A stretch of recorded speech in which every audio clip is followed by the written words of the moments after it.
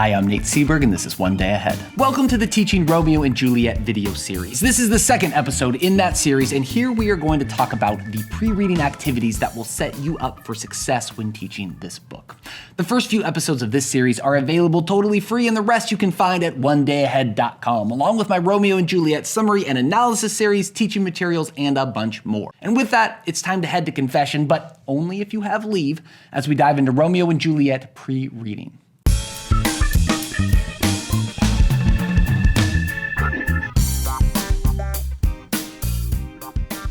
So let's game this out. I generally budget just 1.5 days for pre-reading stuff. My thing is, anything you do pre-reading is only gonna work if they care about this book, and they don't care, or at least they are skeptical. So you could go up to 3 days, but let's not push it. Get to the text. The teaching unit that goes along with this series has a whole grab bag of stuff you can do for pre-reading. You could check out the unit overview video for details on every last one, but I just wanna point out the 3 that I actually use here. The very first thing I do, and I do this every time, is called Old English in the unit, and it's a bit of a ruse. I love a good ruse. I start class with a quick word association on the board. What do you associate with Shakespeare? The kids throw out stuff, who cares? But what I'm hoping is that I'll get someone who says Old English. That is where I bait the hook. I say, here's the problem. The problem with Shakespeare is that it's written in Old English. It's so hard to read because it's a borderline a different language.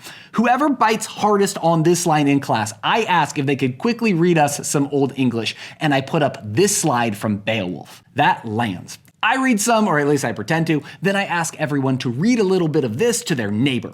Things get really guttural for a second. When that's done, we do it all again. No, I say, people, Shakespeare isn't Old English. Shakespeare is Middle English. It's old-timey, weird Middle English. That's why it's so hard, right? Whoever bites this time, that kid is reading the next slide, which is Middle English from the Canterbury Tales, and it is exactly the same drill. Then I bring it home. No, it's definitely not Old English. It's not even Middle English. This is Shakespeare. And then I read the final slide aloud, and I get really boring with it on purpose.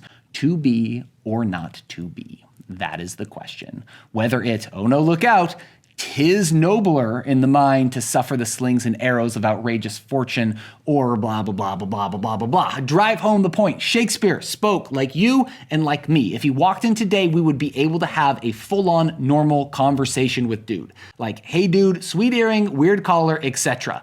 That is where I start, and it works. The next thing I do is to get some really basic questions answered.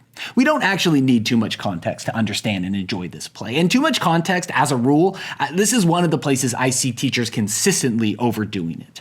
That said, there is a place for getting the really broad strokes in place. Who's this author? When was he writing? What were contemporary performances actually like for the audience and the actors, and so on. I do this through something called Shakespeare Jigsaw. It's in the unit. It takes about 40 minutes. I have 8 readings that go from really broad to narrow, and it covers just the basic stuff. You are going to jigsaw this out by putting kids in 8 groups. Each group gets a reading, they understand it, and they relay their part to the whole group.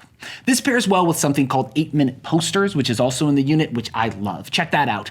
Anyway, we go an inch deep on London, the time period, Shakespeare himself, playhouses, the Globe, specifically actors, special effects, all the way down. One thing I would have you point out during this activity is connected with the London group, and it has everything to do with that, nothing is sacred here, Shakespeare vibe from the last video. Point out how seedy parts of London were, and make sure they understand that this is where the theater was. We associate actors with elegance and fame and status and money, and we associate Shakespeare with high art.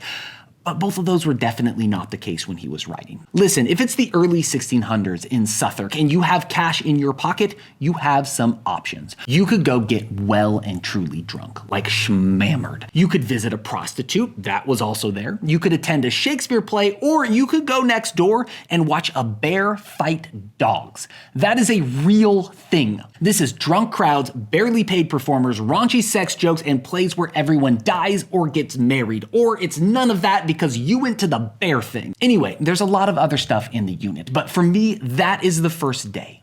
The next half day before we start the play, I spend asking students to examine their reason for reading this in the first place. Why do it? Why invest the effort? Because there is going to be effort here.